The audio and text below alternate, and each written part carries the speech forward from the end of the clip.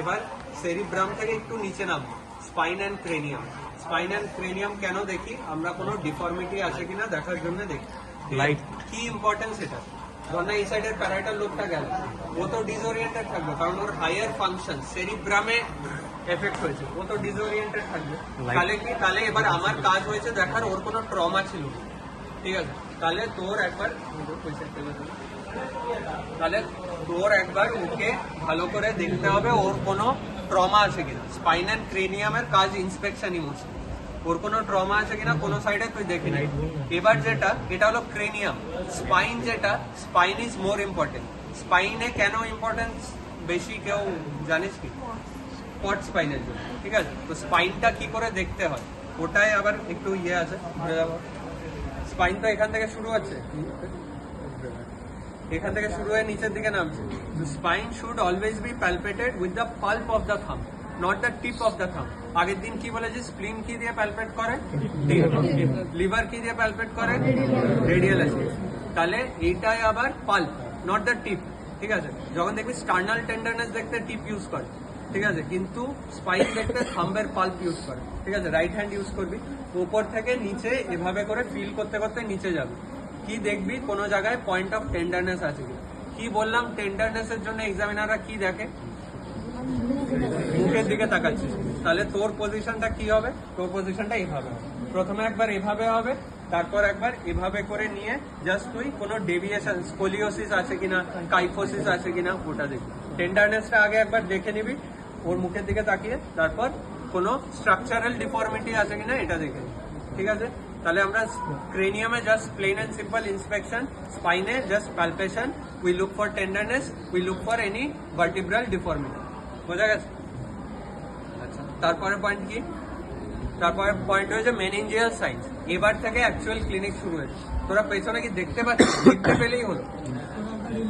দেখতে পাচ্ছিস? টুল পাচ্ছিস না? ক্লিনিক্সটা শুরু হয়। তাহলে আমরা উপরে গিয়েছিলাম হায়ার ফাংশন, ঠিক আছে? হায়ার ফাংশন হলো, তারপর স্পাইন অ্যান্ড ক্রেনিয়াম হলো। এবার উই কাম টু মেনিনজেস, মানে এখনো আমরা গলা থেকে নিচে নামতে পারিনি, গলার উপরেই আছে, ঠিক আছে? মেনিনজেসে কি দেখতে হবে আমার? কেন দেখি আমরা মেনিনজিয়াল সাইন্স? মেনিনজাইটিস আছে কিন্তু। মেনিনজাইটিসে কি হয়? ব্রেনের ওপরের যে 3টে লেয়ারের কাভারিং আছে ওগুলোর ইরিটেশন হলে ওগুলো কয়েকটা ক্লিনিক্যাল সাইন্স দেয়, ঠিক আছে? ওগুলো হচ্ছে মেনিনজিয়াল সাইন। 3টে মেনিনজিয়াল সাইন পাবো। First one is Kernig sign, ঠিক আছে? কার্নিক সাইনে যেটা ভুল হয়, এদিকে এখন কার্নিক সাইনে যেটা ভুল হয়, আবার বলছি ভারতনাট্যম করবি না এক্সাম। হাত যেভাবে দেখাচ্ছি ওভাবেই রাখবি, ঠিক আছে? ওখানে গিয়ে হাত একবার এভাবে ওসব করতে যাবে, ঠিক আছে? যেটা হয়, আসবি, এটা নামাবি। এবার তোর হাত কি করে থাকবে? পাটাকে 90 ডিগ্রিতে ওঠাতে হবে, ঠিক আছে? 90 ডিগ্রিতে উঠিয়ে একটা হাত এভাবে আর একটা হাত এভাবে, ঠিক আছে? একটা হাতে এই পাল্পটাকে ধরবি আর একটা হাতে হ্যামস্ট্রিংটাকে ধরবি। বোঝা গেছে? বুঝিয়ে সাডেন জার্ক দিয়ে এটাকে সোজা করবি। বোঝা গেছে? তুই রেজিস্ট্যান্স কোথায় পাবি? এই হাত দিয়ে রেজিস্ট্যান্স ফিল করবি, লেফট হ্যান্ডেও রেজিস্ট্যান্স পাবি। এটাও ধর না পুরোটা স্ট্রেট হবে না, কিন্তু মেইন রেজিস্ট্যান্সটা পাবি লেফট হ্যান্ড। হ্যামস্ট্রিং গুলো কন্ট্রাকশনে চলে যাবে। তাহলে এটা হয়েছে কি? কার্নিক্স পজিটিভ, আর নয়তো কার্নিক্স নেগেটিভ। তাহলে তোকে কার্নিক্স করতে বললো, তুই এইটুকু করলি, হাতটা এইভাবে দিলি, এটা দিলি, সোজা করলি, সাডেন জার্ক দিয়ে প্রথমে 90 ডিগ্রি থাকবে, তারপর সোজা করলি। এখানে কি শেষ? তাহলে নেক্সট এবার এই পায়ে এসে আবার এভাবে করতে হবে, ঠিক আছে? হলো কার্নিক্স। তারপর কি? তারপর হচ্ছে নেক রিজিডিটি। নেক রিজিডিটি ব্রুডজিনস্কি, দুটো একসাথে দেখতে পারিস। ব্রুডজিনস্কি ইউজুয়ালি অ্যাডাল্টদের থাকে না, বাচ্চাদের থাকে, ঠিক আছে? তাহলে আমি নেক রিজিডিটি কি করে দেখবো? পেশেন্টকে ফ্ল্যাট শোয়াতে হবে, ঠিক আছে? আমি ওকে ফ্ল্যাট শোয়াতে হবে, বালিশটা সরিয়ে দিতে হবে সবার আগে, ঠিক আছে? নেক রিজিডিটির জন্য প্রথমে একবার আগে হরাইজন্টাল রিজিডিটি দেখলি, তারপর কি? তারপর ভার্টিক্যাল রিজিডিটি দেখবি। ভার্টিক্যাল রিজিডিটি কি করে রাখে? এই চিলটাকে এখানে লাগানোর চেষ্টা করি, তাহলে এভাবে করে রিজিডিটি দেখবি, ঠিক আছে? এবার দেখ, why have we checked the horizontal rigidity and vertical rigidity. মনে রাখবি এই নেক রিজিডিটি দেখার মানে পারপাসটা কি? যে আমি ভাবছি মেনিনজেস অলরেডি ইরিটেটেড, ঠিক আছে? তো আমি যদি মেনিনজেসকে এক্সটেন্ড করে দিই তাহলে ওটা একটা স্পাজমোডিক কন্ট্রাকশন হবে, তাই জন্যই তো নেক রিজিডিটি পাচ্ছি আমি, ঠিক আছে? এবার দেখ, এই বয়সের পেশেন্টদের এদের অলরেডি সার্ভাইকাল স্পন্ডাইলোসিস থাকে, আমাদের বয়সের লোকেদেরই থাকে। তাহলে আমি ডিফারেন্সিয়েট কি করে করবো মুভমেন্টটা? তাই জন্যে যখন হরাইজন্টালি মুভ করছে তখন তো আর মেনিনজাস এক্সটেন্ড করছি না, তো তখনও যদি আমি রিজিডিটি পাই, ভার্টিক্যালিও রিজিডিটি পাই, আর তখন রিজিডিটিটা বেশি হয়, তাহলে আমি কি ভাববো যে ওটা সার্ভাইকাল স্পন্ডাইলোসিসের জন্য। মানে if the horizontal rigidity is more than vertical rigidity, then it goes in favor of what? Cervical spondylosis. If the vertical one is more than the horizontal one, then it goes mainly in favor of meningitis. বোঝা গেছে? আর তুই যখন এই movement meningitis ব্রুডজিনস্কিতে কি হয়, ওর ক্ষেত্রে ব্রুডজিনস্কি পাবি না, অলদো মানে পাওয়া যায় মাঝে মধ্যে খুব ভালো মেনিনজাইটিস, মানে খারাপ মেনিনজাইটিস।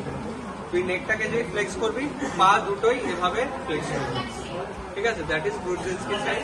ইউজুয়ালি পেডিয়াট্রিক্সে পাওয়া যায়, আমাদের ক্ষেত্রে খুব একটা পাওয়া যায়। তাহলে মেনিনজাইটিস সাইন্স তিনটে কি কি? নেক রিজিডিটি কর,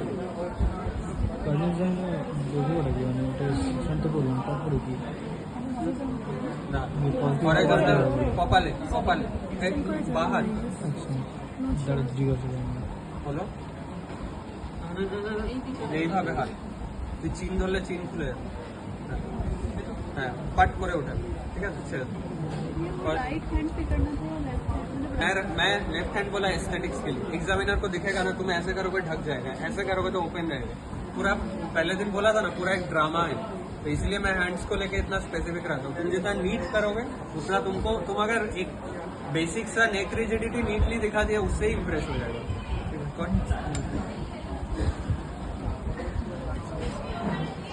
आगे की आगे एक्सपोज,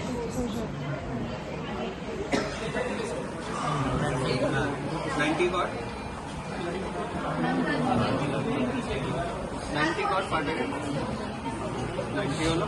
আগে 90 করবি, এক্সামিনারকে দেখাবি তুই 90 করেছিস, ঠিক আছে?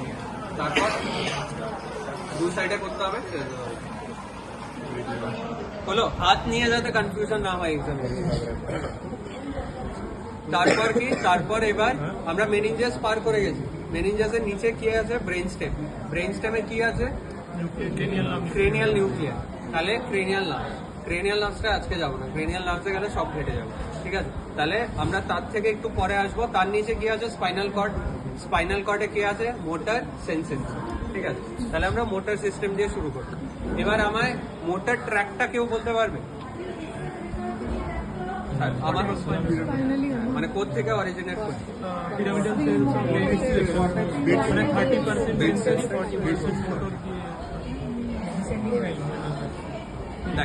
এবার মোটর ট্র্যাকস দু রকমের আছে, ঠিক আছে?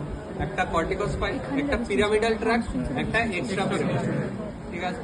এবার তুই কি মানে এই জিনিসটা দেখ, আমার ফাইনাল ইয়ারে মনে থাকতো না বলে আমি প্লেন ভাবে বলছি, এভাবে করলে তোর মনে থাকবে, তারপর তুই বাকি সব থিওরিটিক্যালি অ্যাড করবি। তাহলে অরিজিন থেকে করতে হবে, কিছু জিনিসকে কন্ট্রোল করতে গেলে অরিজিন আমাকে কর্টেক্স থেকে করতে হবে। কর্টেক্স আমার কনসিয়াসনেস দেখে, আমরা হায়ার ফাংশনের টেস্ট করে নিয়েছি। কর্টেক্স আমার বডিকে কন্ট্রোল করে, ঠিক আছে? তাহলে কর্টেক্স থেকে, বেড সেল থেকে, তোর মোটর কর্টেক্স থেকে অরিজিন করলো কিছু নার্ভ, ঠিক আছে? এই নার্ভগুলো এলো, এই নার্ভগুলো এসে প্রথমে একদম এরকম ভাবে অরিজিনেট করে। তোর কর্টেক্সটা এরকম ভাবে থাকে, তো কর্টেক্সটা এইভাবে, কর্টেক্সটা থাকলে এরকম ভাবে অরিজিনেট করবে, করে এগুলো গ্যাদার হলো একটা পয়েন্টে।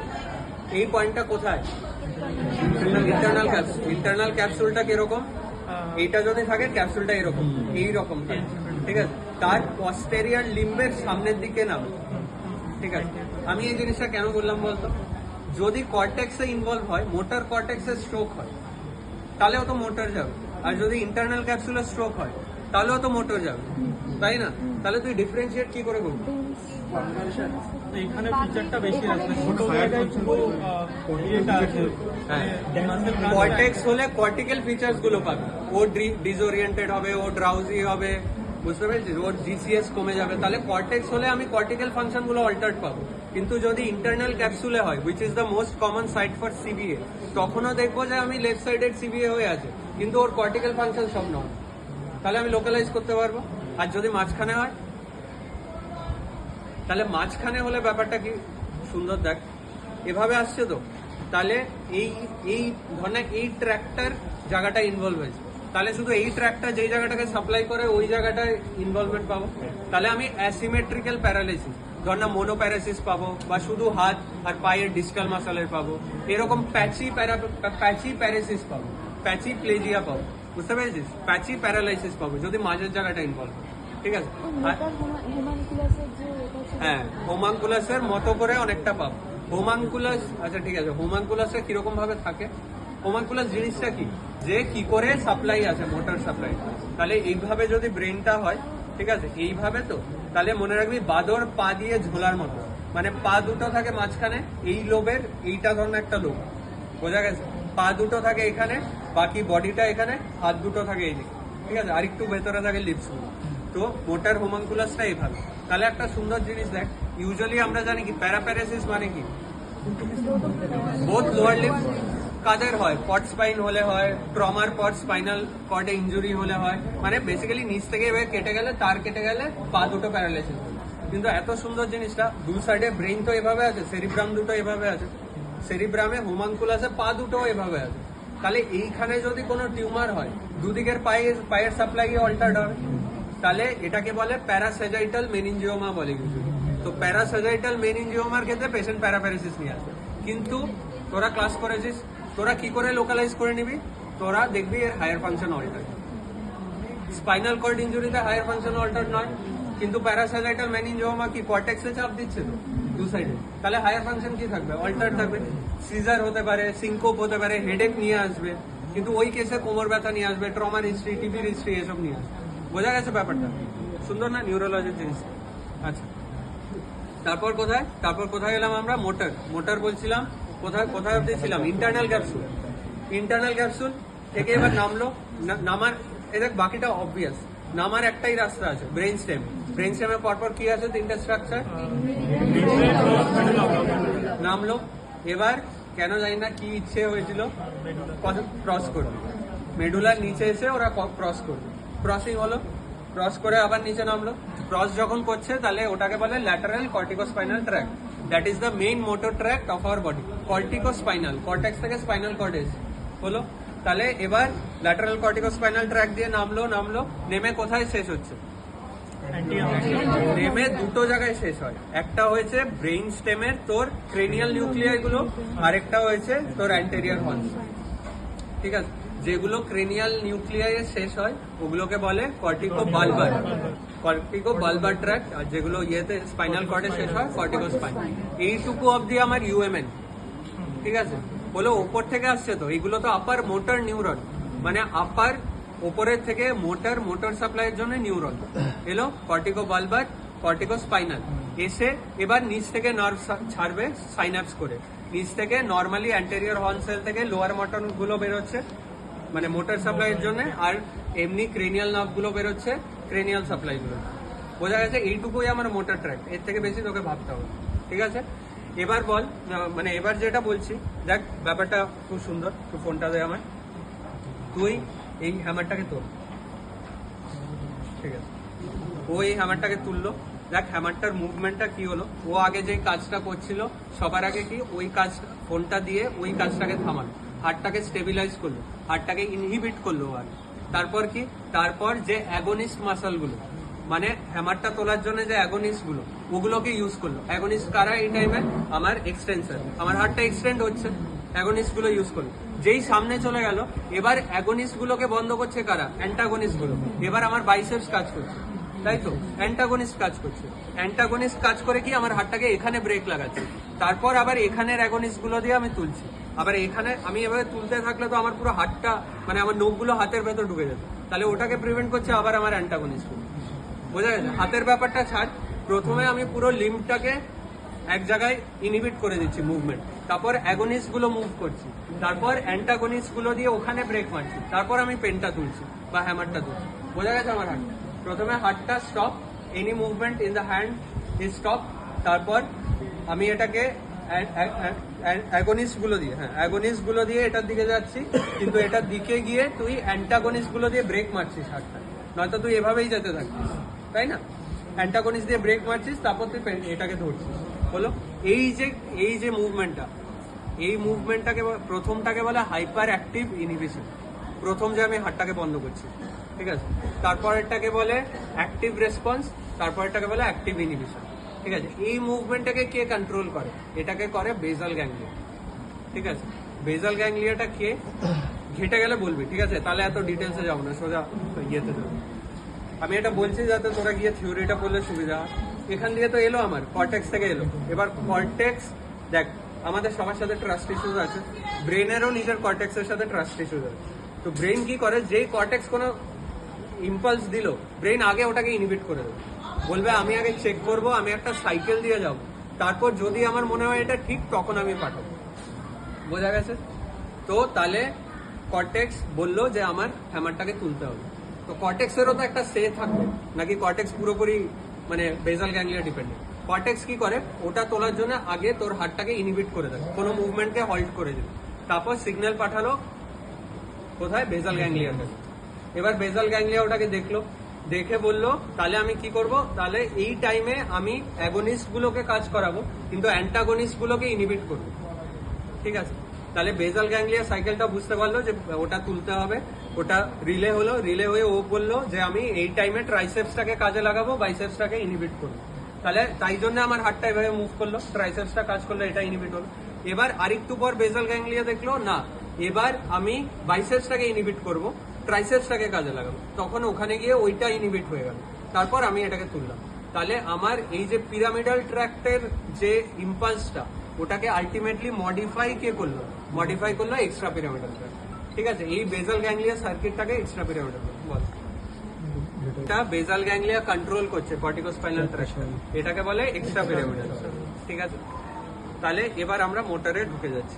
মোটরের ফার্স্ট পয়েন্ট হয়েছে স্টান্স এন্ড গেট। ঠিক আছে, তোরা একটা ট্রিক করবি যে এরকম এই এটাকে বলে হেমি প্যারেসিস। ঠিক আছে, এক সাইডের হেমি প্যারেসিস। ঠিক আছে, হেমি প্যারেসিস যখন দেখবি তোরা বলবি stance and gait could not be tested. বোঝা গেছে? নর্মালি গেট কি করে দেখে আমি তোদের বলে দিচ্ছি, তুই জাস্ট এক্সামের জন্য বললাম কি বলবি, কুড নট বি টেস্টেড। ঠিক আছে, পার্কিনসনিজমের পেশেন্ট দেখেছিস তোরা কেউ, বা কারোর বাড়িতে থাকে অনেক, কিরকম হয় ব্যাপারটা? আচ্ছা, আমি তো এখানে বুঝতে পারবো না, শর্ট স্টেজার কি করে দেখতে হয়? কিছু জায়গাতে পেশেন্ট ধর না বসে আছে, পেশেন্টকে তোকে বলবে যে তুমি কি করে গেট টেস্ট করবে, ধর না তোকে জিজ্ঞেস না, ও ওখানে বসে আছে, দুটো এমন কোনো টুলে বসবে যেটায় কোনো হ্যান্ড রেস্ট নেই। ঠিক আছে, ফার্স্ট স্টেপ ওটা হবে। ঠিক আছে, আমি ওখানটায় করছি, রেস্ট নেই। ঠিক আছে, পেশেন্ট বসলো, তারপর কি, তারপর পেশেন্ট কি করে উঠছে এটা দেখ।